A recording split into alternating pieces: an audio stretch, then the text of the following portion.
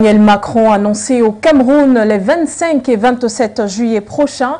Il s'agira de la première depuis son accession au pouvoir en 2017. Lors de son premier mandat, la dernière assise avec le président Paul Biya, le président camerounais, remonte à 2019. À Lyon, cette visite intervient dans un contexte où le sentiment anti-français gagne du terrain en Afrique. On en parle dans cette émission spéciale et particulièrement avec la réaction de la classe politique ou du moins quelques partis politiques d'opposition au Cameroun. Et puis on se posera également la question principale de savoir quel est l'intérêt pour le Cameroun. Bienvenue à tous à cette édition spéciale.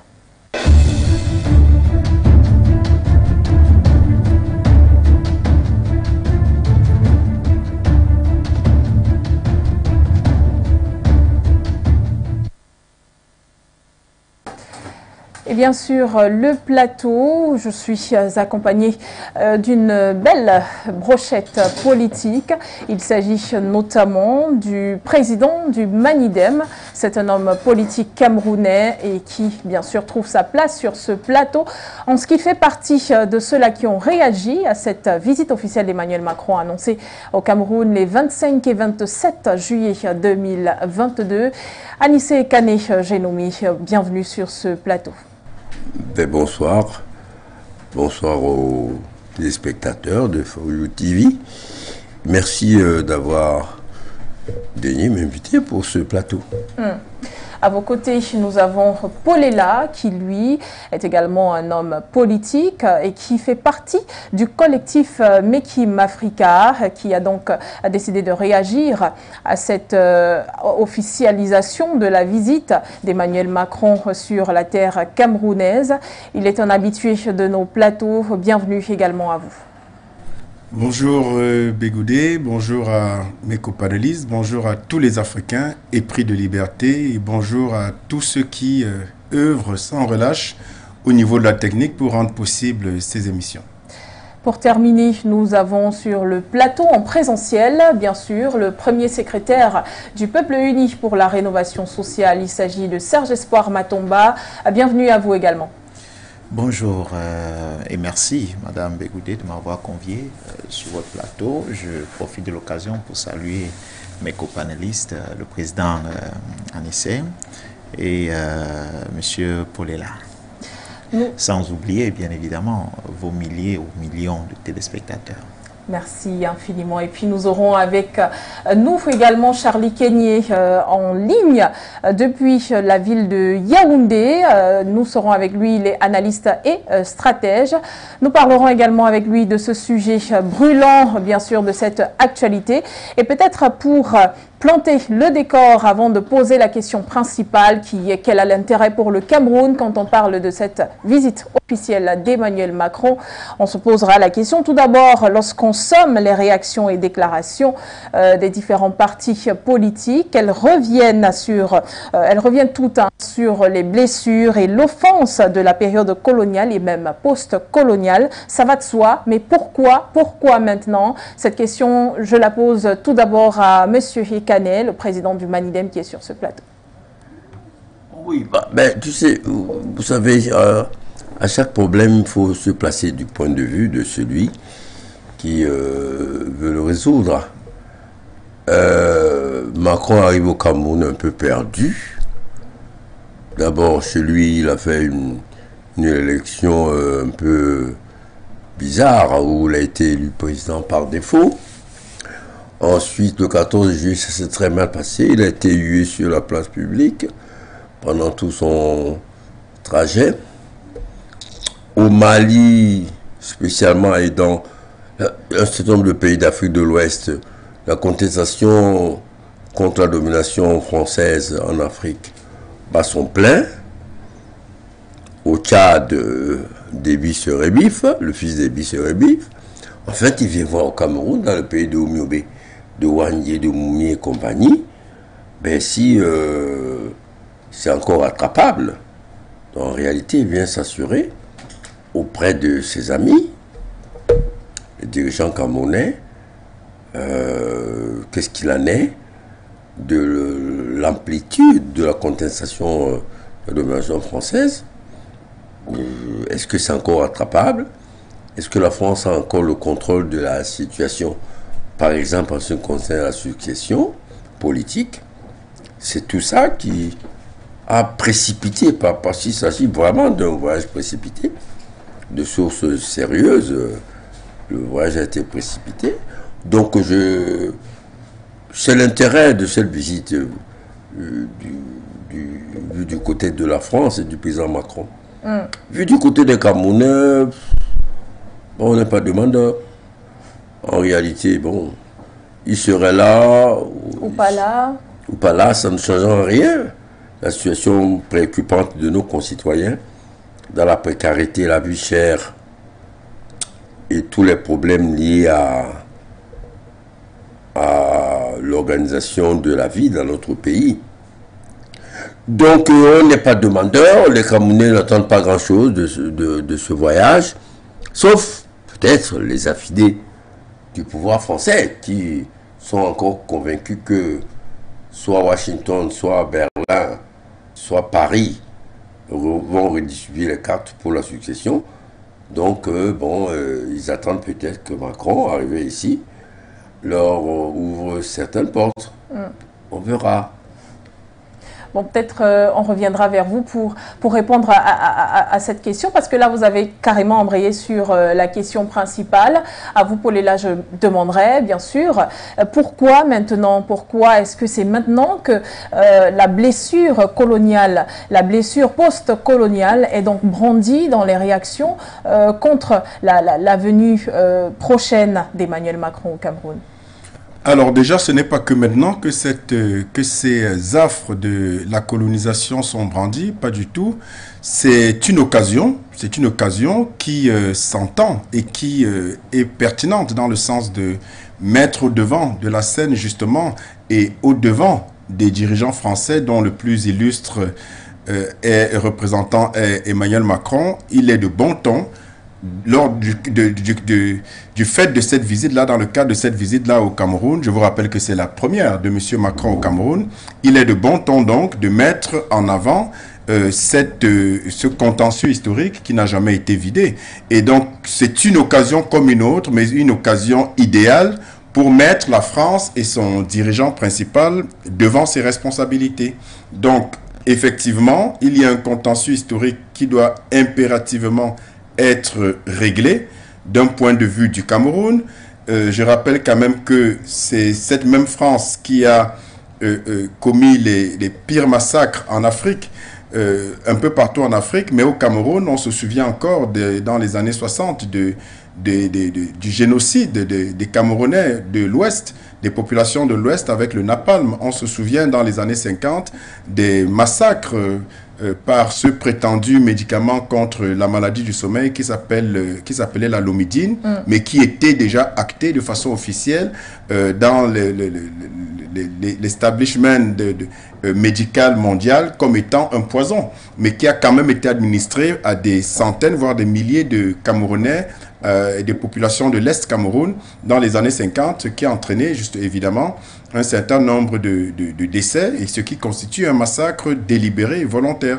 C'est cette France-là qui a choisi d'assassiner tous nos véritables patriotes de la lutte des indépendances. C'est cette même France qui n'a jamais reconnu ces crimes et qui, en même temps, n'a pas daigné, ne daigne pas d'exposer joyeusement et de vendre, de se faire beaucoup d'argent depuis des siècles maintenant sur nos objets culturels et culturels pillés dans ces différents musées.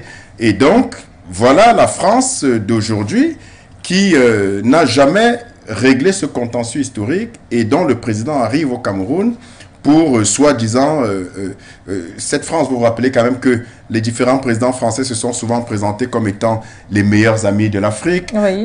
Évidemment, des déclarations vaseuses qui n'ont aucune consistance. Quand on connaît en réalité, comme je le disais tantôt, le contentieux historique de l'Afrique avec la France. Donc, il est normal que dans à une occasion pareille, on puisse mettre à nouveau la France et son principal dirigeant devant ses responsabilités, parce que c'est de notre devoir, pour la mémoire de nos ancêtres, de nos martyrs, justement, qui ont laissé leur vie pour la souveraineté et la dignité du peuple africain. Il faut également rappeler que du côté du Burkina Faso et puis au Mali, en Afrique du Sud, depuis le début de cette année et même dans les années 2018 et 2019, on a constaté déjà l'accroissement d'un sentiment anti-français et il continue de se poursuivre tout simplement un peu de partout en Afrique, notamment au Cameroun aussi, avec la réaction de quelques partis politiques d'opposition, comme je le disais tout à l'heure. Est-ce que l'Afrique peut réellement se débarrasser des tentacules de cette ancienne puissance coloniale? Ben, 3 fois oui. Oui, oui et oui. Elle peut, elle doit et elle peut et elle va se débarrasser du carcan colonial français et de quelques carcans coloniaux que ce soit. Mais permettez-moi de vous dire que cette notion, ce concept de sentiment français m'amuse toujours, anti-français m'amuse toujours un peu, parce qu'évidemment, il est de fabrication, il est fabriqué de toutes pièces par l'establishment français, tout comme on parle de complotiste. Dès que vous êtes une voix dissidente par rapport à celle de l'establishment mondial. Et donc, le sentiment anti-français, c'est tout simplement pour décrédibiliser les voix les plus entendues, les plus autorisées, qui dénoncent à juste titre le machiavélisme impérialiste français.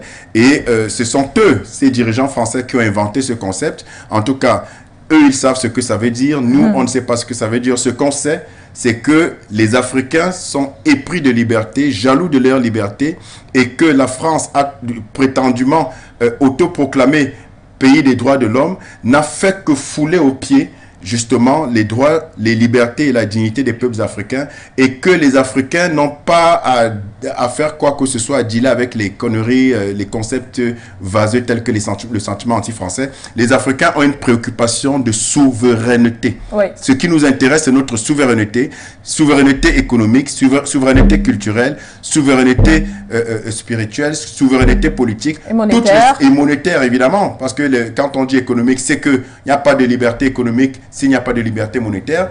Et donc, ce qui nous intéresse, ce n'est pas d'aimer ou de ne pas aimer les Français. On n'est pas dans des histoires de sentiments ou des histoires d'idylle. On est dans une réalité de nécessité de souveraineté. Et puis quand on dit le sentiment anti-français, c'est un peu pour noyer le poisson. Parce que c'est comme si on avait un problème avec les Français. Aucun panafricain n'a jamais eu aucun problème avec les peuples français. On a un problème avec les dirigeants français, le système d'oppression colonial français, et dire comme ça sentiment anti-français parce que c'est eux qui le créent, c'est justement pour déstabiliser ce combat noble que nous menons et pour distraire surtout. Voilà. Président Anissé Kane, dans la sortie du collectif Mekim Africa, vous revenez là sur quelques faits historiques. Alors, c'était là déjà l'essence de la toute première question. Quand je disais pourquoi maintenant particulièrement, même si avec Paul et là on a compris que c'est bien depuis fort longtemps, mais actuellement particulièrement, on a l'impression qu'il y a un peu plus de la main qui frappe sur la table en ce qui concerne la politique française en Afrique. Alors, Président Ekane, pourquoi ? Mais vous savez quand même, j'en suis persuadé que il y a une vague de contestation qui sévit actuellement en Afrique contre la domination de la France sur l'Afrique, avec l'émergence des pouvoirs de Goïta, les manifestations contre la domination française au Mali, au Burkina, à Dakar, au Togo, au Tchad. C'est une vague qui se noue. Pourquoi elle se noue maintenant? Je pense que la situation sociopolitique ou géopolitique sur le plan africain y est pour quelque chose. Vous savez, lorsque le Covid a commencé à sévir, les Européens ont décidé, les Occidentaux ont décidé que elle va ravager notre continent. Malheureusement pour eux, l'Afrique a pu s'en sortir avec des comportements endogènes, une pharmacopée endogène qui a permis à ce que la catastrophe que les Occidentaux nous avaient prédit n'est pas arrivée. Et il y a eu une prise de conscience sur la capacité que notre continent aurait à à essayer de trouver sa voie de façon endogène. Il y a eu la situation au Mali, en Guinée, qui a révélé aux Africains la capacité de nuisance des intérêts français en Afrique, qui s'accroche coûte que coûte à cette hégémonie. Lorsqu'elle commence à fustiger l'introduction ou l'intrusion de la Russie et de la Chine dans les affaires en Afrique. Avant, ces affaires se faisaient sous le prisme des relations mafieuses de la France-Afrique. Aujourd'hui, la concurrence a pris le pas sur ces relations mafieuses et la France est en difficulté. Tout ça a ravivé le combat que les Africains mènent depuis pour leur souveraineté politique, économique, monétaire, philosophique et culturelle. Donc aujourd'hui, on est dans un processus qui se noue, qui va se développer, nous en sommes persuadés, dont forcément Macron tente, par le superflu de ses visites rapides dans nos pays, d'aller sauver les meubles en fait. Donc il vient sauver les meubles au Cameroun et au Bénin, parce qu'en plus, la succession est pratiquement là au Cameroun, Oui. et il ne faudrait pas qu'elle perde totalement le contrôle de la situation, par exemple, au Cameroun, qui est le nœud du golfe de Guinée, le nœud gorgien du golfe de Guinée. Nous nous sommes persuadés dans le collectif que si la situation se débloque au Cameroun, ben la contagion sera assez grande au niveau de l'Afrique centrale ou bien même de tout le Golfe. Donc la France est vraiment dans une situation très très difficile. Macron est complètement affolé là. Bon, j'ai vu sur... Donc c'est dans un état, dans un élan d'urgence, on va le dire comme ça, qu'Emmanuel Macron décide de faire cette visite brève. Absolument. Je crois que quand on regarde la situation en France, elle est très tendue, elle est très très difficile, avec une assemblée qui ne l'arrange pas beaucoup, avec les problèmes des conséquences de la guerre d'Ukraine, sur le plan énergétique, sur le plan alimentaire. Macron avait beaucoup de choses à faire, beaucoup de chats à fouetter pour régler la situation de son pays, mais ça pressait en Afrique. Et comme la source des matières premières se trouve dans notre continent, bon, il a préféré venir peut-être voir ce qui se passe avant de s'occuper de ses propres concitoyens. Donc c'est dans l'urgence. Je vous assure que ce voyage a été préparé dans l'urgence. Bon, certains nous ont retorqué quand on a écrit ça dans notre document de création de Mickey Africa. Laissez-moi deviner que le Cameroun ne peut rien apporter à la France? Oui, donc on a dit qu'on n'est pas demandeur, que le communiqué de Mbonda dit qu'à la demande du président Biya. Mais si on lit bien dans le langage diplomatique, si on traduit terre à terre, ça voudrait dire que ce monsieur nous a tellement embêté qu'il veut venir ici, qu'on l'a invité. Bon, si on lit bien, c'est ce que ça veut dire. Oui. Que bon, on lui a dit, bon, viens alors, on va voir ce qu'on va faire. Donc en réalité, c'est vraiment dans la précipitation. Et on comprend, on le comprend d'autant plus aisément que dès que ils ont senti là que ça créait des remous au Cameroun et que ce n'est pas aussi facile que ça, RFI s'affole, hein? France 24 s'affole, on se demande ce qui va se passer au Cameroun. Bon, on peut les rassurer, il n'y aura pas de dégâts. Hein? Bon, on n'en est pas encore là, Oui. je précise. Mais ils vont quand même avoir le pouls que, contrairement à ce qu'ils pouvaient imaginer, le Cameroun est dans la dynamique de contestation de l'hégémonie française en Afrique. Peut-être ce n'est pas le cas pour le gouvernement camerounais, car on reviendra sur certains communiqués qui ont été publiés par rapport à la venue prochaine du président Emmanuel Macron. Alors, à la technique, on nous fait comprendre que Charlie Kenyé, depuis la ville de Yaoundé, alors, D'accord, on tentera de le reprendre dans quelques minutes seulement. Eh bien, justement, on parlait avec le président Ekane de cet état d'urgence dans lequel se trouve la France, on va dire sur le plan économique, mais on va également parler du fait que la Chine et les États-Unis sont donc très prisés, beaucoup plus la Chine, très prisés en Afrique actuellement. Il y a les États-Unis également qui essayent de se positionner. Est-ce que la France veut donc tout simplement tenter de lâcher la fourmilière, Paulila?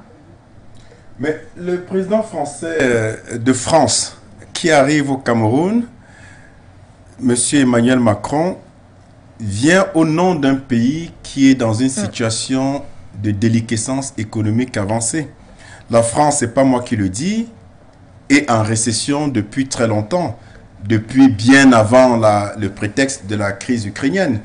La France est un pays qui est surendetté, c'est 120% du PIB, le niveau de dette, d'endettement public de la France, et c'est conséquent à son déficit budgétaire structurel depuis des décennies. La France, c'est en termes d'inflation 6% maintenant de son PIB, ce qui est largement au-dessus des critères de convergence de Maastricht qui sont de 3% pour l'inflation et de 60% pour le niveau d'endettement. Entendez, 60% et 33% par rapport au PIB. Et l'Union européenne, en tout cas la zone euro, est à environ à 8% d'inflation. Donc voilà une Europe et particulièrement une France qui sont dans une situation économique extrêmement tendue. Oui. La crise ukrainienne n'a fait que venir accentuer ce niveau de tension économique. Et vous savez, une crise économique génère, lorsqu'elle perdure, systématiquement et automatiquement une crise sociale. Et on sait en quoi peut dégénérer une crise sociale. Ça peut dégénérer en guerre civile. Je vous rappelle qu'il y a la fameuse lettre des généraux français qui a été écrite il y a 1 ou 2 ans et qui, justement, avait commis cette correspondance à M. Macron, cette correspondance ouverte à M. Macron, oui. Dans laquelle il faisait état de risques graves de guerre civile. Ce n'est pas moi qui l'ai écrit, tout le monde peut le retrouver sur Internet. Et donc, oui, c'est une France en très grand danger de déstabilisation, pas seulement économique, mais également sociale, qui envoie par le canal de ces mandants européens et états-uniens son voyageur représentant placé qu'est Emmanuel Macron en Afrique en toute urgence. Et le président Kanye l'a dit tout à l'heure, rappelez-vous quand même que le Cameroun fait partie des environ 8 pays, selon le découpage géographique qu'on en fait, du golfe de Guinée. Et c'est quoi le golfe de Guinée? C'est l'une des zones géographiques les plus riches de la planète. Cela est acté, que ce soit en réel qu'en potentiel.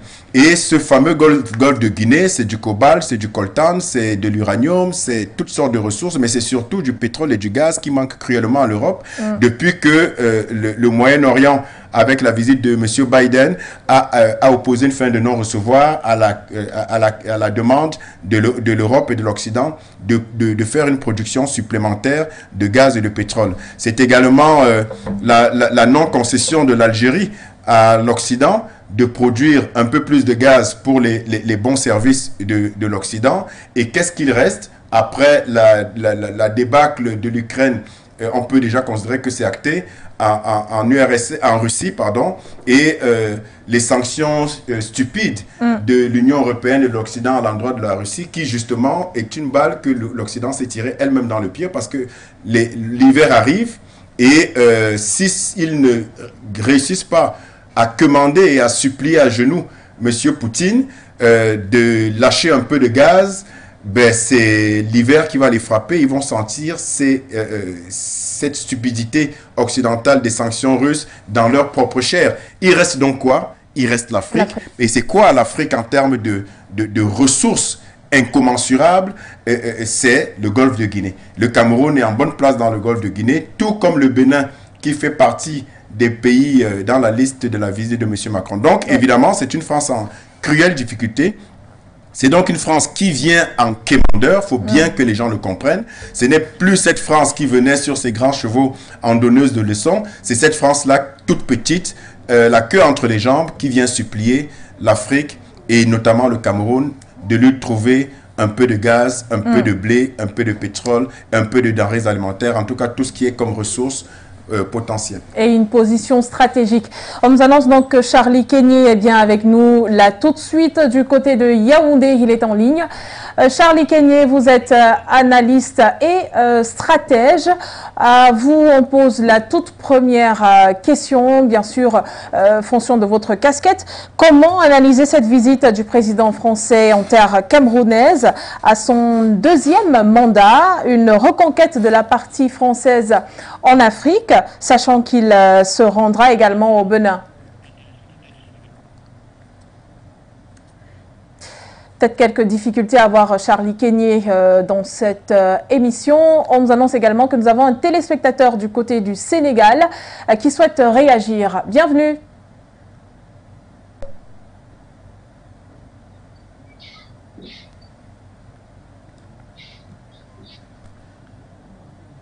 Avant de revenir à cet téléspectateur que la technique nous permettra d'avoir, ainsi que notre analyste et stratège, Charlie Kenyé. Oui, Kenyé est déjà là. Oui, bienvenue sur le plateau de For You Télévision. Charlie Kenyé, à vous, on posait donc la question de savoir comment analysez-vous cette venue d'Emmanuel Macron en terre camerounaise à son second mandat seulement? Bien, déjà, je tiens à saluer votre riche panel. Je salue le président Dupuis, le président Anissé. Je salue également mon ami et frère Paulela. Pour analyser une telle actualité, j'ai pour habitude de dire une activité aussi importante, une actualité aussi importante comme celle-là doit s'analyser déjà sous le prisme du contexte. Donc, Emmanuel Macron arrive au Cameroun dans quel contexte? Il arrive au Cameroun dans un contexte où l'Europe, l'Union européenne, est fortement dépendante des importations de gaz en provenance de la Russie. Ça, c'est la première remarque. La seconde remarque, il arrive également dans un contexte où, suite aux multiples sanctions de l'Union européenne contre la Fédération de Russie, on est en train de vivre l'effet inverse, c'est-à-dire que l'Europe, en réalité, est en train de payer le prix de ces multiples sanctions contre la Fédération de Russie. On voit très bien comment l'économie européenne est en débâcle, l'inflation qui est galopante, la monnaie qui est en train de se déprécier. D'ailleurs, je crois qu'aujourd'hui, elle est presque en deçà du dollar. Et donc, avec une conséquence sur les autres monnaies qui sont endossées sur cette monnaie qu'est l'euro. Donc, voilà le contexte un peu dans lequel arrive Emmanuel Macron.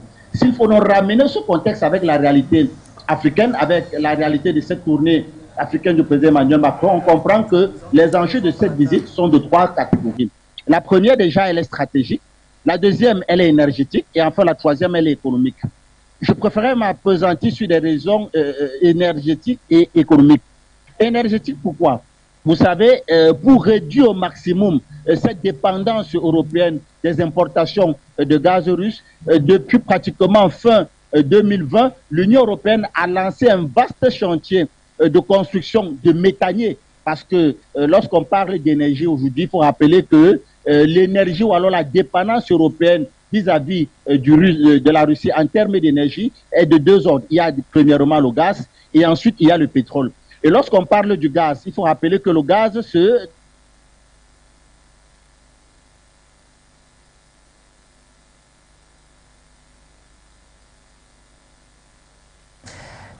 transporte à l'échelle internationale de deux façons. Gazoduc, la présence de ceux qui alimentent la Russie depuis l'euro. Deuxièmement, vous avez les méthaniers. Donc, le gaz, je reprends comme mes paroles, je crois qu'on a un problème de connexion. Je disais tantôt que sur le plan énergétique, il y a deux grandes sources d'énergie qui alimentent l'Europe aujourd'hui en provenance de la Russie. La première, vous avez le gaz, et ensuite vous avez le pétrole. Si on prend le cas du gaz, le gaz à l'échelle internationale de deux façons, soit par gazoduc ou alors par des méthaniers. Et lorsqu'on parle des méthaniers, il s'agit des grands navires capables de transporter le gaz naturel liquéfié pour justement alimenter le marché européen.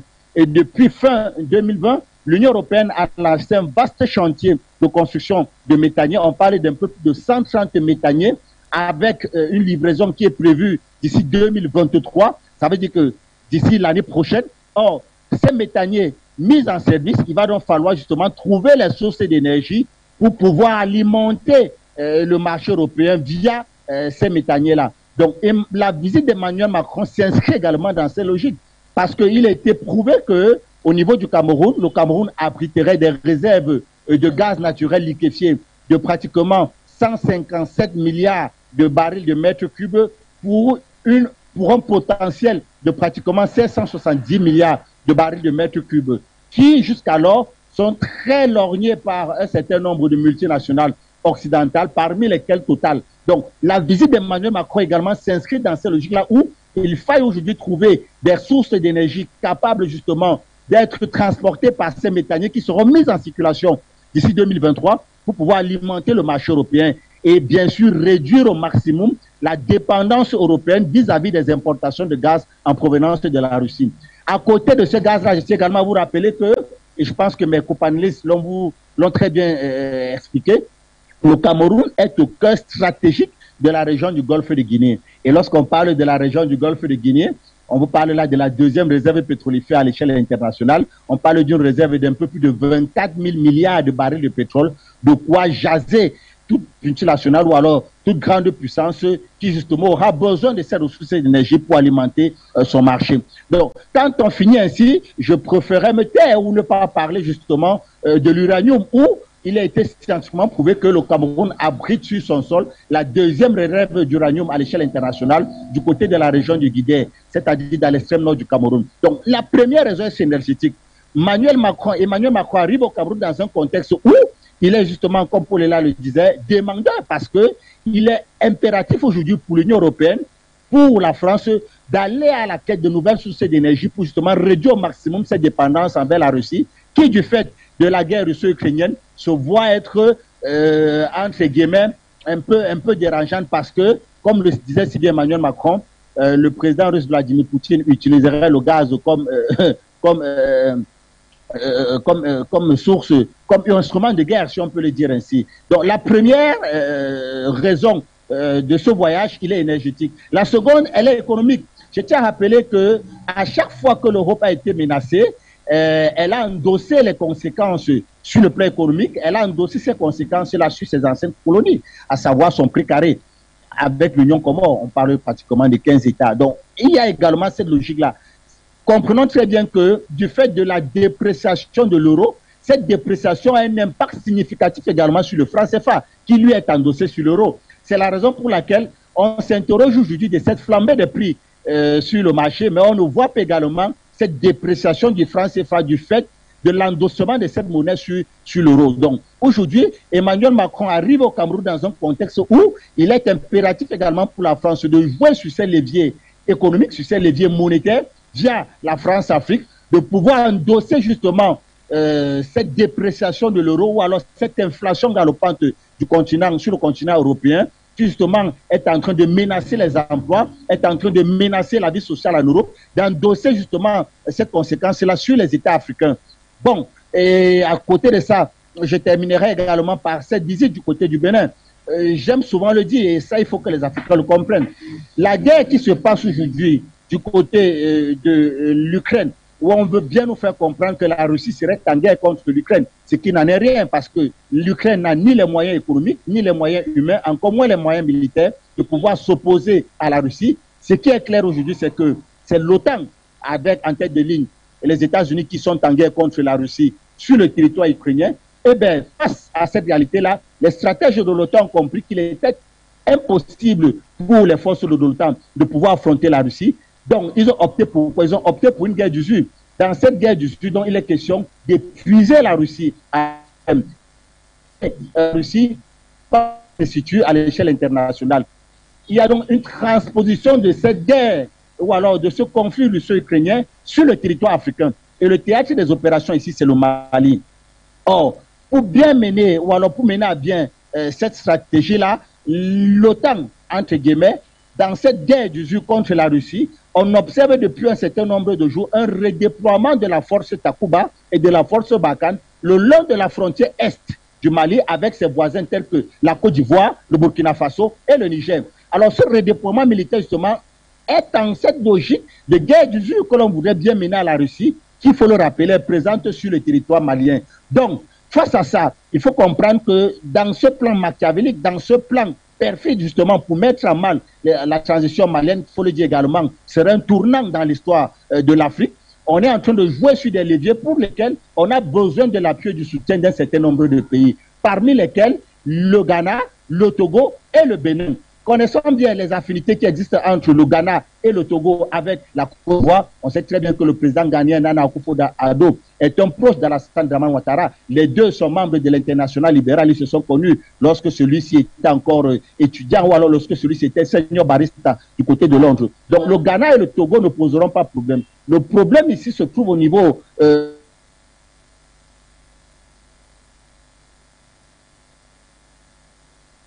D'accord, on vous a compris, Charlie Kenyé. Merci infiniment pour votre réaction sur For You Télévision. On reviendra bien sûr vers vous, peut-être bien d'ici la fin de cette émission. Mais là, tout de suite, peut-être se tourner à présent vers le président, vers le premier secrétaire du Peuple Uni pour la rénovation sociale, qui lui aussi a tenu à réagir face à cette visite officielle d'Emmanuel Macron, bien annoncée au Cameroun les 25 et 27 juillet prochain. Monsieur Matomba, qu'est-ce que vous en dites finalement de cette visite prochaine d'Emmanuel Macron? Dans quel sillage est-ce que vous l'inscrivez? Est-ce une France qui vient démondeuse? Est-ce une France qui vient pour un positionnement géostratégique ou alors géopolitique? Est-ce une France qui vient tirer les ficelles? Car on sait également que c'est peut-être le dernier mandat du président Biya. Vous savez, ici, il n'est pas question pour nous de voir la visite d'Emmanuel Macron comme une visite qui s'apparente à un mandat présidentiel au Cameroun. Déjà, il faut savoir et le retenir que le Cameroun n'est pas demandeur de cette visite. Même si on a vu une note aussi légère du directeur du cabinet civil de la présidence de la République du Cameroun. Vous savez, dans les us diplomatiques, il faut bien dire quelque chose. Une visite comme celle-là est restée cachée. Vous allez voir que ce n'est que ces 2 derniers jours qu'il y a un tapage médiatique autour de la visite. Mais pourquoi ce type de visite reste caché et qu'on ne sorte cela de façon officielle dans les valises que 3-4 jours avant la visite, lorsqu'on sait, lorsqu'on voudrait justifier le fait que ce soit une visite d'État? C'est justement parce que la majorité de la population, n'est-ce pas, n'est pas prête à accueillir ce président-là. C'est justement parce que la majorité, ou alors la majeure partie de la population, ne voudrait pas, n'est-ce pas, de cette visite ou de ce président autour, sur nos terres, si vous voulez. Quand vous parlez de la majeure partie de la population, vous parlez des partis d'opposition ou de la population? Monsieur Macron serait venu lors de son premier mandat, oui, qu'on aurait compris que le Cameroun faisait partie de sa stratégie. Il a fini son mandat sans venir au Cameroun. Ce monsieur n'était même pas sûr de renouveler son mandat. Aujourd'hui, l'OTAN est en guerre contre la Russie, puisque ce n'est pas l'Ukraine qui est en guerre contre la Russie. Et les réalités ont démontré non seulement les limites, mais aujourd'hui nous avons devant nous les réalités européennes, occidentales si vous voulez. C'est-à-dire le véritable positionnement de ceux-là qui se sont répartis les rôles comme quoi première puissance, deuxième puissance, troisième puissance, quatrième puissance, cinquième puissance, on ne sait de quoi et comment est-ce qu'ils sont devenus ces puissances et d'où ils sont partis pour devenir première, deuxième, troisième, ou sur quels critères, cinquième puissance. La réalité aujourd'hui voudrait que, avec l'opération spéciale russe en Ukraine, chacun est confronté à son véritable visage. Vous avez vu qu'il y a quelque temps, juste au début de la guerre, l'Allemagne a décidé de réinvestir dans son armée. Et vous savez que c'est l'Allemagne qui supporte pour l'instant l'économie européenne. Et l'Allemagne n'est plus prête à porter tous ces pays-là d'ici quelques années. Donc, qu'est-ce qui se passe? La France aujourd'hui doit se retourner vers son précaré. Ici, il y a d'abord une question de repositionnement. Parce que dans le passé, le précaré français, ou alors les pays qui ont, je ne dirais pas prêté, qui ont été colonisés, ou alors qui ont été donnés à la France comme cadeau, c'était des pays dans lesquels la France pouvait marcher signer des contrats comme elle le désire, faire ce qu'elle veut, quand elle veut. Et ces choses ont évolué. Nous ne sommes plus dans ce type de pays-là aujourd'hui. Vous avez, on a eu des aînés, l'UPC au Cameroun, qui s'est battu, il est reconnu comme un parti des nationalistes, dans lequel notre aîné ici sur le plateau, Anissé Kane, est un pur produit. On a eu ces personnes qui se sont toujours battues pour une véritable indépendance du Cameroun. Ils ont toujours voulu que nous ne puissions pas avoir signé des contrats gagnants-perdants, c'est-à-dire des contrats dans lesquels le Cameroun est perdant d'office. Et les pays qui viennent, en l'occurrence la France, est immédiatement gagnant. Ces personnes se sont battues, Madame Bégoudé. Ces personnes sont mortes pour le Cameroun. Et même, nous sommes allés plus loin. La France a expressément éliminé plusieurs vies au Cameroun. Vous savez que la France a commis du terrorisme au Cameroun. Et la France n'a jamais, jamais reconnu ses torts envers le peuple camerounais. À plus forte raison, demander les excuses au peuple camerounais. Mais elle a continué à se comporter comme un donneur de leçons, un donneur de leçons, comme un véritable parrain pour certains. Et certains hommes politiques, malheureusement, ont toujours cru et continuent de croire que s'ils ne font pas allégeance à la France, ils ne peuvent pas évoluer. Alors, cette réalité qui a rattrapé la France aujourd'hui pousse la France rapidement à un repositionnement. N'oubliez pas, Madame Bégoudé, qu'il y a quelque temps, avant qu'on arrive à la situation du Mali, vous avez la Centrafrique qui méthodiquement décide d'adopter une monnaie quand elle sait que le franc CFA est un problème et donc tous les panafricanistes, les Africains veulent demander la sortie, n'est-ce pas, de cette histoire, de cette monnaie française. Méthodiquement, la Centrafrique est allée vers le Sangokoy. Et vous avez vu il y a quelques jours encore, la BEAC a plus ou moins entériné ce qui se passe en Centrafrique. Donc il y a cette crainte de perdre sa véritable richesse parce que, tenez-vous tranquille, la richesse française n'est assise sur rien. N'est assise sur rien. Aujourd'hui, les réalités voudraient que si l'Afrique ne nourrit pas la France ne représentera pratiquement rien. Tenez-vous tranquille. J'ai, dans une analyse d'un des panélistes, il a évoqué le problème d'énergie. Savez-vous, Madame Bégoudé, que la France a 11 raffineries, mais n'a aucun puits de pétrole en territoire français? Mais 11 raffineries. Le Cameroun produit du pétrole, ne raffine pas le pétrole au Cameroun, mais le raffine en France. Et ce pétrole est revendu au Cameroun. Mais on vous dit et on vous explique que, en fait, non, le Cameroun ne peut pas, les raffineries, non, on ne peut pas installer une raffinerie pour, et le pétrole est trop lourd. Mais ce pétrole qui est lourd, on réussit quand même à le raffiner en France. Il est raffiné en France. Dans un pays, comme je vous le dis, vous allez circuler, vous allez, pour ceux qui voyagent, dans plusieurs pays, vous allez voir Total et bien d'autres compagnies françaises. Mais ils prennent du pétrole où? Allez-y lire les contrats des pays dans lesquels ils exploitent ces pétroles, qui sont majoritairement ou alors exclusivement des pays africains. Comment vous expliquez ça? Ils sont juste plus intelligents que ces pays ou alors ils sont juste des voleurs? Donc, lorsque vous regardez tout ça, avec la crise énergétique, il est clair que le Cameroun, dans sa position géostratégique, dans le golfe de Guinée, qui est d'une importance capitale pour la survie mondiale, que la France dise, non, il est temps de repartir vers cela et de tout faire, de tout mettre en œuvre pour que notre position ici en France, que nous nous sommes attribués, ne puisse pas fléchir ou changer. Donc la France, le Cameroun ici n'est pas demandeur de cette visite.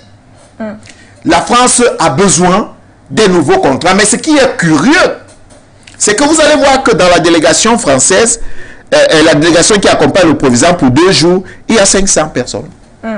Des 500 personnes, vous avez 350 soldats. Mais vous posez bien la question, les 350 soldats sont des hommes d'affaires? Ou alors, bref, ce sont les nouveaux types d'hommes d'affaires qui existent, n'est-ce pas, de ce côté-là. Parce qu'en réalité, les soldats aujourd'hui en France sont devenus des hommes d'affaires. Comment? Parce que ce sont eux qui partent, qui servent de déstabilisateurs de nos différents pays, qui entretiennent la déstabilisation, et ce sont eux qui viennent encore jouer, n'est-ce pas, aux sapeurs-pompiers contre, évidemment, des contrats.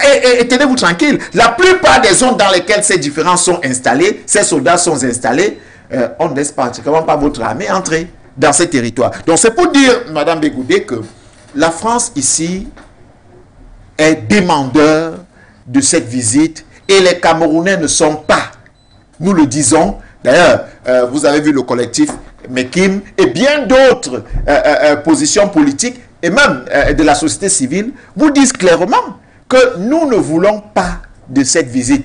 Mais si cette visite doit se faire, il faut que le président français comprenne que voici ce que nous attendons de lui. Nous attendons d'abord des excuses et des réparations. Parce que ce qui s'est passé ici et ce qui se passe encore, parce que, tenez-vous tranquille, ce n'est pas tout. Oui. Vous avez des Français noirs qui, eux, servent exclusivement les intérêts de la France et qui continuent, n'est-ce pas, à martyriser le peuple camerounais au profit, n'est-ce pas, de la France. Et nous disons donc que ces choses doivent s'arrêter. La France vient, c'est beaucoup plus un positionnement géopolitique, c'est des besoins économiques qui amènent la France, mais il est temps que la France comprenne que nous sommes au 21e siècle. Ce qui s'est passé il y a 200 ans, il y a 100 ans, ne peut plus se passer aujourd'hui comme nous l'avons vécu dans le passé. Nos aînés sont morts en se battant pour ce pays. Ce sang versé que nos aînés ont laissé pour ce pays ne doit pas être un sang vain, dont les Français ne doivent pas se moquer de nous. Voilà un monsieur, si vous voulez, un président, qui n'a que durant son mandat tenu des propos désobligeants envers le Cameroun, envers le peuple camerounais, envers les institutions camerounaises. Mais quel visage il a de venir se tenir devant les institutions et le peuple camerounais et dire à ce peuple-là, je vous aime? Quel visage, après autant de propos tenus haineux contre le peuple camerounais, a-t-il eu une seule fois, ou alors a-t-il eu la simple volonté de demander pardon à ce peuple-là? Ce que nous lui demandons aujourd'hui, c'est qu'il reconnaisse ses torts, qu'il reconnaisse les torts de la France envers le Cameroun et bien évidemment envers les peuples africains et qu'il demande des excuses. D'accord, monsieur. On ne se moque pas d'un pays comme il le fait. Alors, à la suite de Serge Espoir Matomba, président Ekane, est-ce qu'on peut dire qu'on attend réellement de la France un cinéma ou alors une scène comme celle qui s'est produite du côté de la République démocratique du Congo avec la Belgique? Oui, bah, à ce moment, il faudra chercher beaucoup de dents de nos martyrs. Il n'y en aura pas une seule. Non, je pense que non. Ce n'est pas ce cinéma-là qui est important. Il le ferait au nom de la France, au nom de la France officielle, puisqu'il n'est pas question d'incriminer les Français dans leur position individuelle. Gaston Donard, c'est un Français. Il a participé à la mise en place du mouvement révolutionnaire camerounais, l'UPC. Ce sont des camarades communistes de la CGT qui ont aidé nos pères fondateurs de l'UPC à mettre en place cette organisation. Donc il n'est pas... Vous voyez, quand on demande la repentance, jusqu'à aujourd'hui, les Suisses et les Occidentaux en général payent des réparations aux Juifs par rapport à ce qui s'est passé à la Deuxième Guerre mondiale. Oui, y compris la France. Il y a toute une horde de personnes qui traquent les anciens nazis dans le monde entier. Ils sont certains réfugiés en Amérique du Sud, etc. Mais quand il s'agit de l'Afrique, du Cameroun et souvent même de l'Algérie, il est hors de question de s'inscrire, comme ils disent, c'est l'expression, dans une démarche de repentance. Disent-ils, l'histoire de la France est un tout, il faut la prendre ainsi. Aimé Césaire a déclaré il y a quelque temps que on est maintenant à se poser la question si on a regretté qu'on ait croisé dans notre histoire la France. Parce qu'apparemment, tous nos malheurs proviennent un peu de ça. J'ai le sentiment que Macron la France officielle, parce que quand on parle de Macron, c'est le représentant, a senti que on va arriver tôt ou tard à cette repentance. Je crois que sa visite va lui permettre de saisir le pouls de cette contestation et peut-être de l'examiner avec les autorités françaises pour qu'ils se décident enfin à rendre justice en Afrique. Voyez-vous, jusqu'à aujourd'hui, on parle de la dépouille d'Aïdjo, mais la dépouille de Moumié, elle est où? Il y a des centaines de nos camarades qui sont morts en exil, qui n'ont pas pu être enterrés dans leur pays. Il y a l'aspect monétaire. Aujourd'hui, avec la crise mondiale, la capacité qu'on aurait eue à disposer de nos réserves en devises aurait permis à ce qu'un certain nombre de situations difficiles, comme l'augmentation du prix du carburant qui arrive, nous aurait permis d'éviter ce qui va arriver là. Parce qu'on va arriver à la fin de cette subvention, en fait, de cette non-perception des taxes de l'État. Et si je vous assure que 2008 n'est pas loin, avec ce qui va arriver avec la crise du carburant, 2008 n'est pas loin.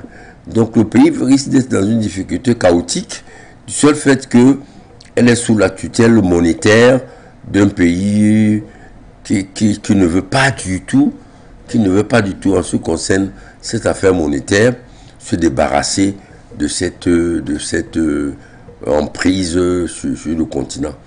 Il est temps, je pense, que comme la plupart de ceux qui l'accompagnent dans son voyage sont déjà à Yaoundé et qu'ils écoutent des télévisions françaises, télévisions camerounaises sur le net, je crois qu'il est temps qu'ils se ravisent et qu'ils voient que, comme on dit, la marmite bout et le couvercle commence à bouger, qu'ils n'attendent pas que le couvercle saute. Parce que ça va arriver. On est dans un processus irréversible. L'histoire de l'humanité montre que les dominés prennent toujours un jour leur revanche sur ceux qui les ont dominés.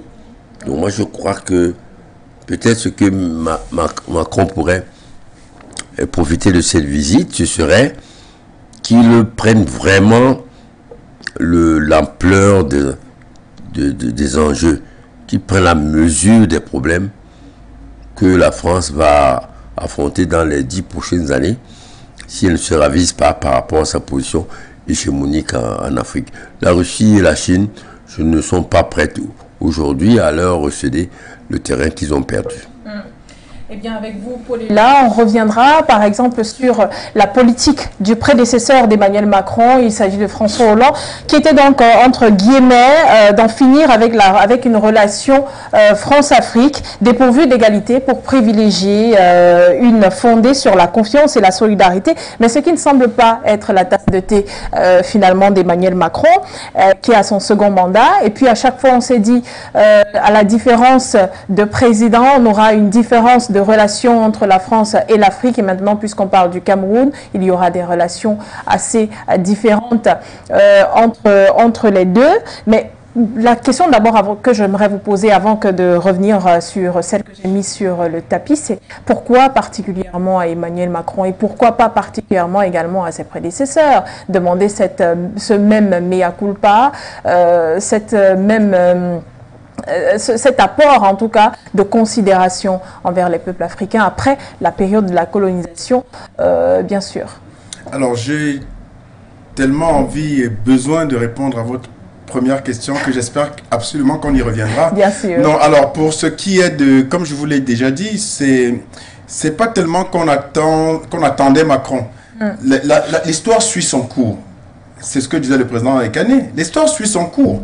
Et il arrive des moments fatidiques où, même si ce n'était pas Macron qui était là, la situation se serait présentée de cette manière-là. Mais il est vrai que le fait que ce soit Emmanuel Macron qui est animé d'une arrogance sans pareil, oui, fait que ça exacerbe les élans, justement, de lui rappeler ce qu'est la France dans sa face la plus hideuse vis-à-vis de l'Afrique, et qu'il est de bon ton, se rendant sur la terre de nos ancêtres valeureux, de Oumniobé, de Félix Moumié, d'Ernest Ouandjé, de Sende Afana, et de tous ces autres grands combattants pour les libertés des peuples noirs, qu'il a intérêt à venir humblement. Il est acté qu'il vient pour quémander un peu de clémence et un peu de ressources à l'Afrique et au Cameroun en particulier, mais on lui dit encore que on se souvient, la mémoire collective camerounaise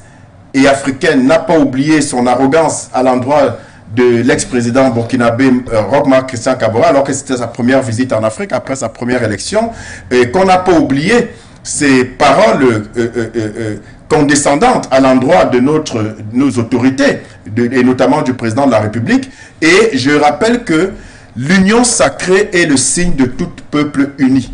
Ça veut dire que on lave notre linge sale en famille. On connaît les griefs qu'on a contre nos dirigeants par rapport à leurs errements, on va dire, de gestion. Mais ça nous regarde, nous les Camerounais. Ce n'est pas à M. Macron de manquer de respect à notre président de la République, parce que quoi qu'on veuille, quoi qu'on en dise, il est le président des Camerounais. Ça, c'est très important, et c'est important que les Camerounais comprennent ça et ne fassent pas d'amalgame. Et je suis content que de plus en plus, la classe politique camerounaise, notamment de l'opposition, le comprend. Parce qu'on sent bien que on fait encore mieux la part des choses qu'auparavant. Les rangs ne sont pas serrés. Il y a des partis qui manquent à l'appel. Hein, absolument. Pour le fond contre la domination française. Hein. Absolument. Ça, je suis tout à fait d'accord, président Ekane. Ce que je veux dire, mais ça, c'est une certitude et il n'en sera jamais autrement. C'est-à-dire qu'il y aura toujours des voix dissidentes. Mais ce que je dis quand même, c'est qu'on voit qu'il y a de plus en plus des dirigeants politiques, notamment de l'opposition, qui ont compris que, et malheureusement, et ça ne sera jamais le cas, ce n'est pas tous, mais qui ont compris que ce n'est pas des pays étrangers de venir dicter ou dénigrer nos dirigeants ici. Ou donner des leçons. Exactement, et le président Matomba le disait aussi. C'est à nous de gérer nos problèmes en interne. Ce n'est pas la France de venir dénigrer notre président, parce que même si je ne suis pas d'accord avec la politique de nos gouvernants, le fait qu'un pays étranger méprise nos gouvernants, je suis méprisé moi-même. C'est ça le bon sens. Il ne faudrait pas faire feu de tout bois en se disant, bon, comme on n'est pas d'accord avec la politique de nos dirigeants, on invite n'importe qui à venir les mépriser, parce qu'en réalité, ce serait de la folie, parce que nous-mêmes, nous sommes méprisés par la même occasion. Donc, ce n'est pas qu'on a attendu M. Macron, c'est vrai qu'il a une attitude arrogante et condescendante, affligeante, mais il se trouve que comme j'aime bien l'image que le président Ekane a utilisée, la marmite ne fait que bouillir, l'explosion n'est pas loin, et il ne faut pas attendre que le couvercle saute. Et justement, M. Macron arrive à un stade où le couvercle n'est pas loin de sauter. Oui, donc vous revenez sur cette toute première question qui parlait du prédécesseur d'Emmanuel Macron en la personne de François Hollande et la politique France-Afrique. Alors, je suis content de cette question et surtout qu'elle me soit adressée parce que je l'ai tournée dans tous les sens. Oui. La France, et votre question me permet de dire une chose, en fait j'enfonce une porte ouverte que de le dire. La France est un pays schizophrène et un pays hypocrite. Prenons quelques faits historiques. La schizophrénie de la France se manifeste à l'époque du début, de la moitié du 19e siècle. 1848, quand la France rétablit l'esclavage à Haïti, sous Napoléon Bonaparte, alors que, à peine 60 ans plus tôt, c'est-à-dire en 1789, la France célébrait en grande pompe la Révolution française, synonyme de la fin de la monarchie anarchiste et donc synonyme de la victoire de la liberté sur la barbarie.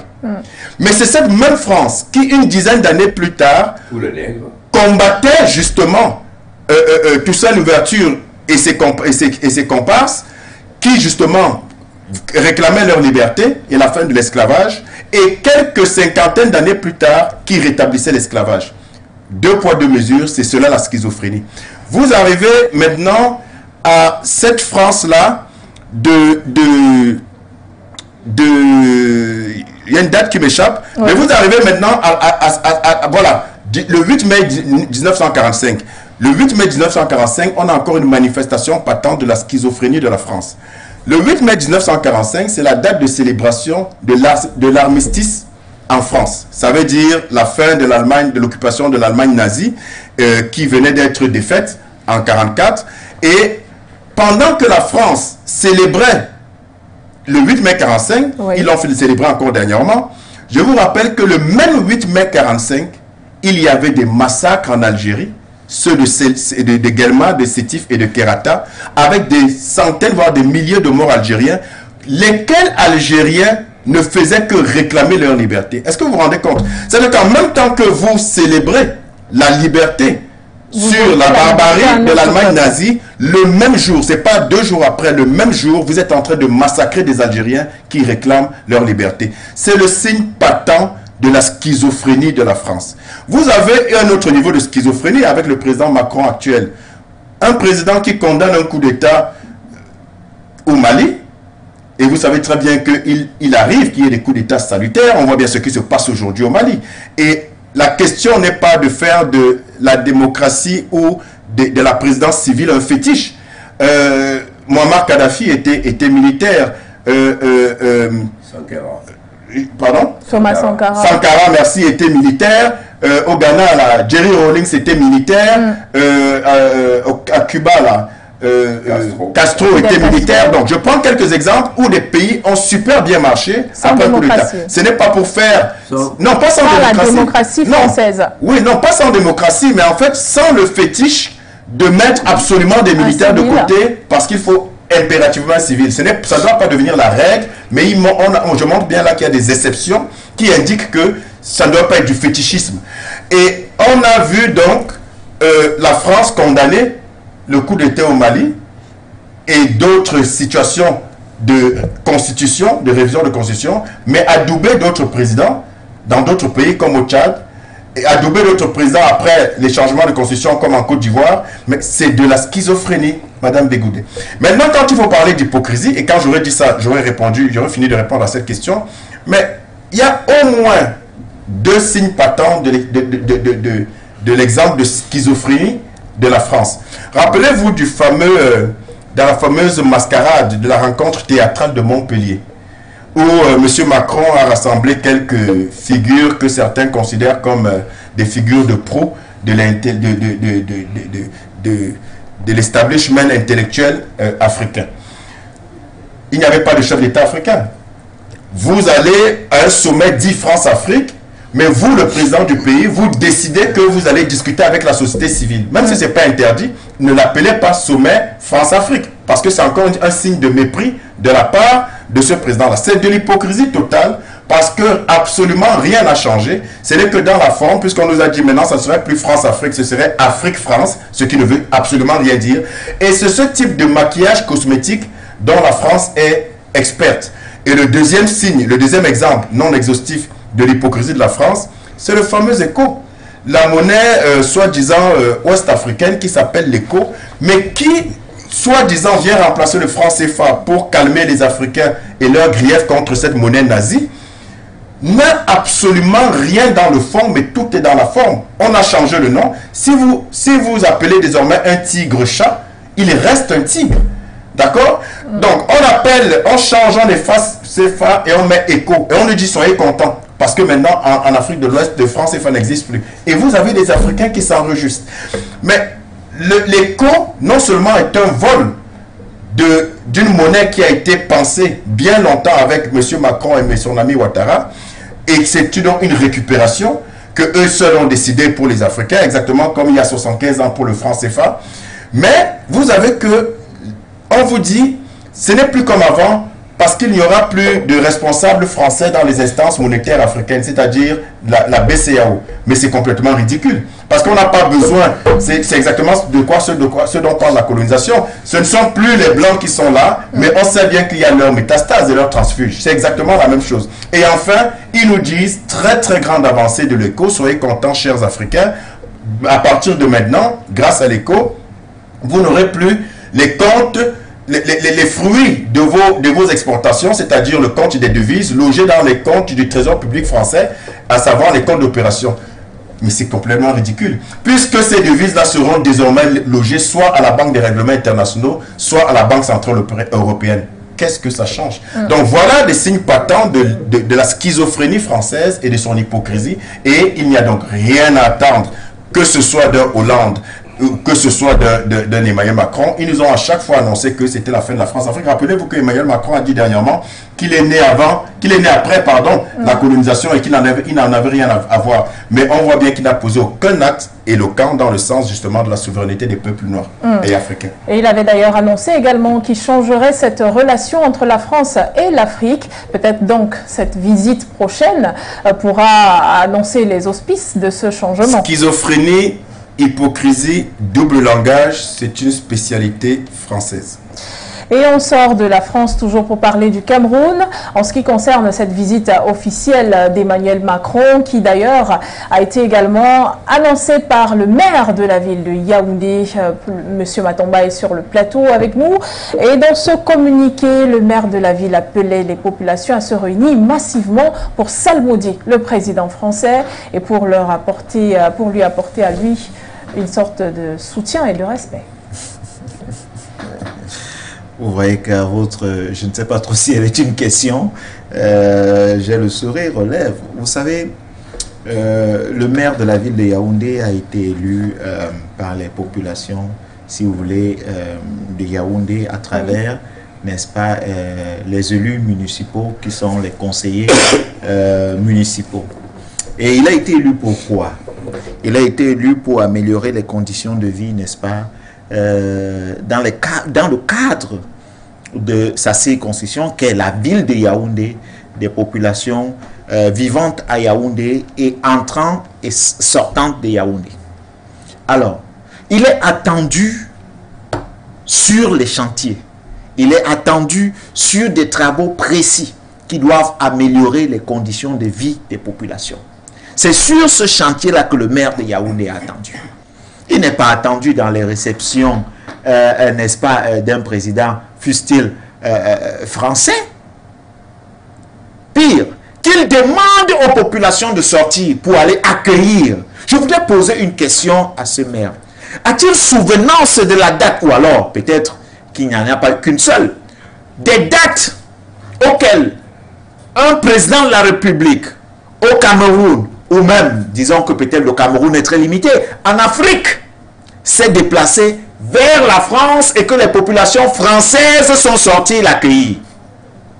Est-ce qu'il a souvenance qu'un maire de Paris ait demandé à la population de sortir accueillir un président africain ou le président de la République du Cameroun venant en France? Mais il faudrait à un moment donné qu'on arrête d'infantiliser les Camerounais. Ou alors qu'on se prête à ce jeu qui voudrait que d'autres pensent qu'ils sont supérieurs aux Noirs et supérieurs aux Camerounais en particulier. Pour parler de ce cas, comment demander aux gens de laisser leurs activités? Ben, s'il vient pour négocier des contrats, qu'il parte rencontrer son homologue au palais, qu'il discute là-bas. S'ils veulent, comme ils font d'habitude, qu'ils ne nous rendent même pas compte. Puisque ils estiment parfois qu'ils ne sont pas élus par le peuple. Mais qu'ils partent discuter au palais, qu'ils laissent les activités, les gens vaguer à leurs occupations. Le maire n'a pas, je le dis encore, il est attendu sur plusieurs chantiers que celui-là. C'est d'ailleurs une des premières fois que je vois une autre pareille de ce maire-là. Sortez massivement accueillir le chef de l'État français. Qu'ils nous disent quand est-ce qu'on a accueilli M. Biya en France. Que les Français sont sortis, ont laissé, n'est-ce pas, les travaux qu'ils font dans les entreprises quand on sait la pression financière avec laquelle tous les Français vivent sans exception. Laissez leurs travaux, eu des permissions, et même, je ne m'adresse pas seulement ici à ce maire-là, parce que on en connaît chez nous, qui ferment des établissements et on demande aux élèves de sortir. Heureusement même que nous sommes en période de vacances. Sinon là encore, on aurait dit fermer les établissements, mettez les élèves en route pour accueillir je ne sais qui. La France a d'abord des excuses, reconnaître d'abord ses torts vis-à-vis du Cameroun. Vous vous imaginez en train d'applaudir votre oppresseur, de l'acclamer, de lui dire continue le travail que tu fais. En fait, ce que tu fais est bien, il faut continuer. Ce type d'accueil n'est que réservé à ceux-là à qui nous avons véritablement de l'estime, mais pour qui nous travaillons main dans la main pour les intérêts communs. Et je peux le dire aujourd'hui, la note du maire de la ville de Yaoundé, il devrait très vite revoir, n'est-ce pas, on devrait lui arracher le stylo. Parce qu'il n'a pas besoin de cette note. Le Cameroun n'a pas besoin de ce spectacle. Je dis encore, le Cameroun n'a pas besoin de ce spectacle. J'aurais même cru que le parti qui est généralement habitué à ce type de fête demande de façon officielle à ses militants de sortir. Mais jusqu'à présent, il n'a lui-même pas sorti de communiqué. Ça veut dire que même dans ce parti-là, s'il n'a pas sorti de communiqué disant à ce parti, à ses militants, sortons,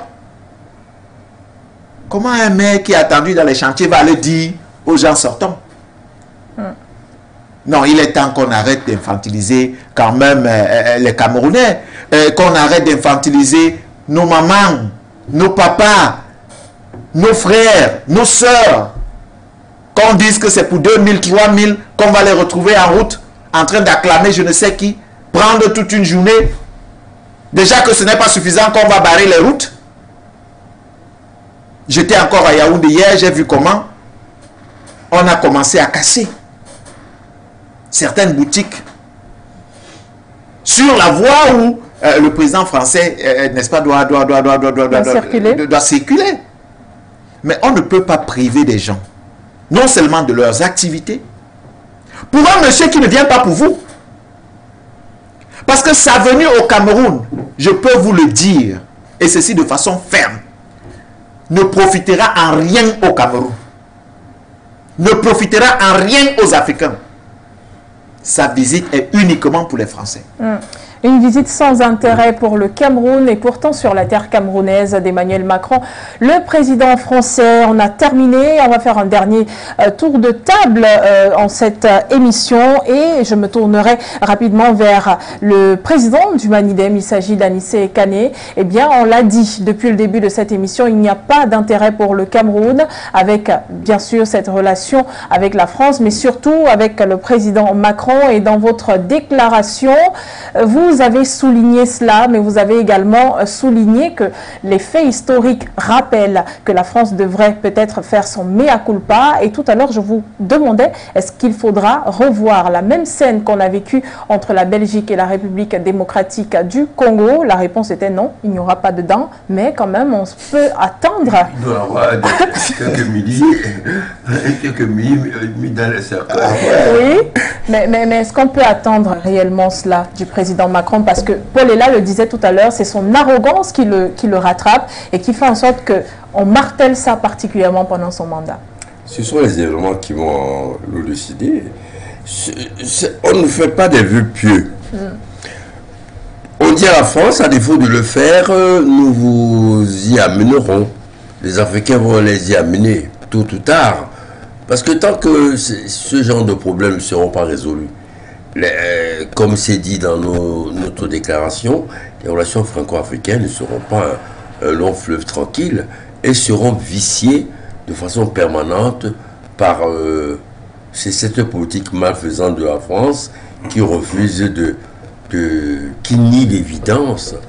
Le livre de la Cameroun, une guerre cachée des tombes, montre bien que c'est une guerre cachée parce que les autorités françaises savaient très bien ce qui se passe au Cameroun.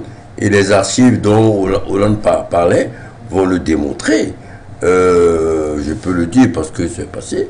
Lorsqu'on nous a incarcérés en 90 dans les prisons de la police politique, bon, moi bien sûr, mais tous les camarades avant, il y avait des archives là-bas qu'on regardait clandestinement. Il y a des choses effarantes qui se sont passées, la torture, il y a des rapports de torture, des militants épécistes que les autorités françaises avaient arrêtés. Oui. Donc on va les y contraindre. C'est pour ça qu'on parle dans la déclaration de Meki à Africa que, bon, c'est une vague de tsunami qui se noue. Mais quand une vague de tsunami a commencé à se nouer, elle ne fait pas marche arrière. Elle continue. Et nous disons qu'elle est déjà sur nos rivages. Donc il est temps que la France se ravise et se dise que, bon, s'il n'y a pas de digues pour empêcher d'avoir de tsunami, ben, il y aura des dégâts. Voilà.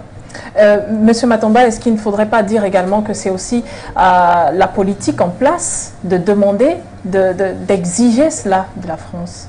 Exiger quoi? Exiger un mea culpa, exiger la restitution également des biens culturels.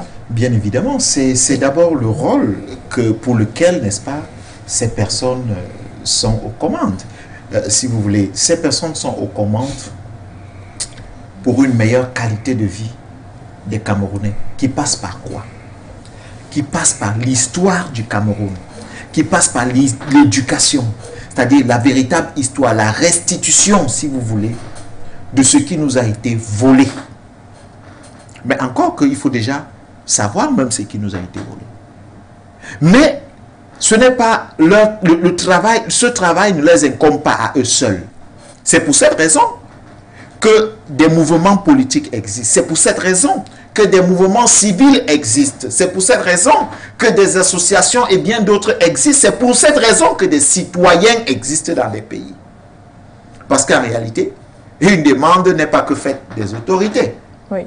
Vous savez, même au Parlement, vous avez deux types de lois qui peuvent entrer, deux types de textes qui peuvent entrer pour être votés. Et vous avez des projets de loi qui peuvent venir, n'est-ce pas, des gouvernants ou des gouvernants, et vous avez les propositions de loi qui peuvent venir, cette fois, des députés.